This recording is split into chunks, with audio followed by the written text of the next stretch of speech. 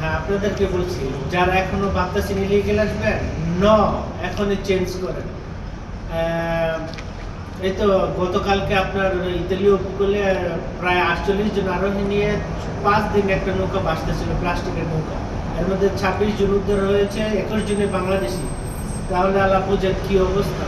আপনাদের জীবনের চাইতে টাকার মূল্য বেশি।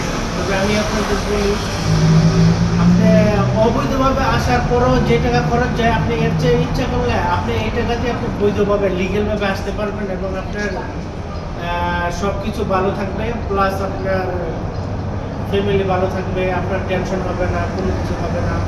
কিন্তু আপনি ইলিগেল আসলে, আমি ইয়ার আগে একটা ভিডিওতে বানিয়েছি, ভিডিওতে বলেছি যে এক লোক ইলিগেলিভাবে আপনার প্রায় 37 লক্ষ টাকা খরচ করে ইতালিতে আসছে।